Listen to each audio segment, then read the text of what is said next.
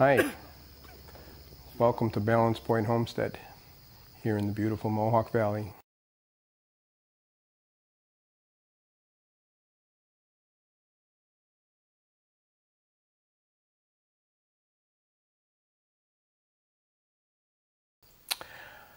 Our place is a passive active solar home which we built in 2002 in an effort to show ourselves and anybody else who's interested in listening that passive definitely works here in the Northeast, as does photovoltaic and thermal collectors.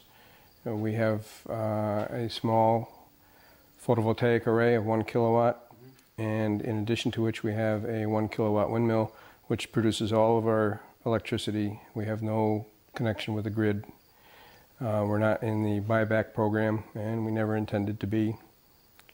We also have thermal collectors that provide all of our domestic hot water during the summer months and most of it during the winter months. We're actually right at this moment in the process of converting over to all electric hot water, which is almost unheard of in the solar world, and we're doing that by using the dump load from our windmill to provide the additional thermal needs for our electric. Elaborate that. What do you mean by dump load? Well, the windmill many months of the year produces more electricity than we can use.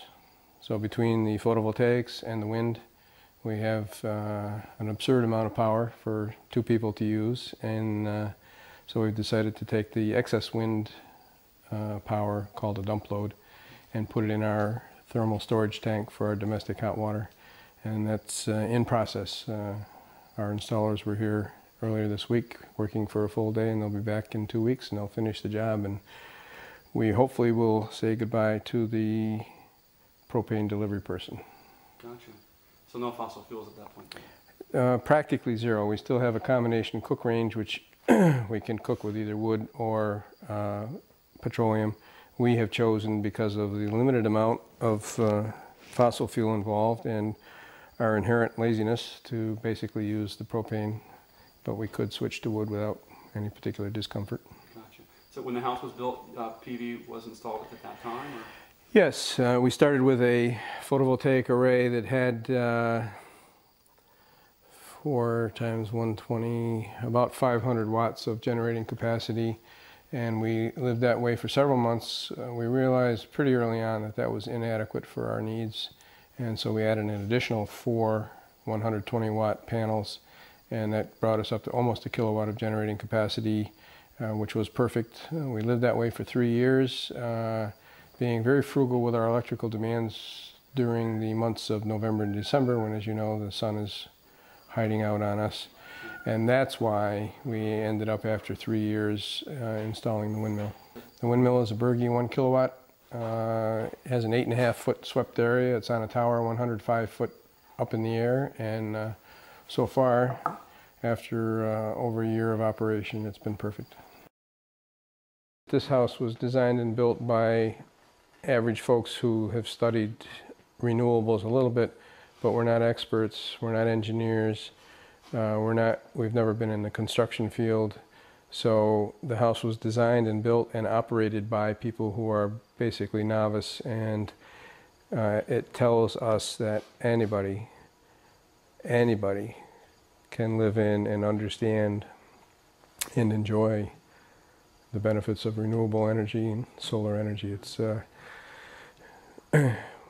we think in that context it's a little bit of a departure from a lot of folks who are sort of out in the lead of renewable energy and understand a lot more about the technology than we do.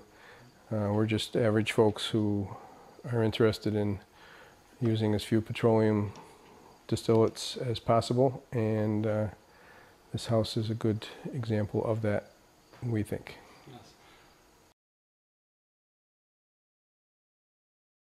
Not dissimilar from homes that are being constructed around today, with the exception that because we were contracting the home ourselves and extremely concerned with energy efficiency and energy usage, we made sure that the folks who were here actually building for us, we did not build it ourselves, But the builders were extremely careful in the installation of insulation, that there were no gaps in the walls, and we required that some additional insulation be installed to provide us with R values that reflected the winters out here and the summers out here. We have no air conditioner, so we get our cooling from the passive solar design as well as our heating. We have a small wood stove which sits right beside me here. We burn one full cord of firewood every winter. We've done that for 3 winters, so we think that's a pretty good assessment of what our actual use is. So we have very, very minimal heat needs, and we have a very, very comfortable house. We never go below 65 or 66 in the winter, and generally keep it around 70 degrees depending on what our activities are for the particular day, and find it just the easiest house to live in.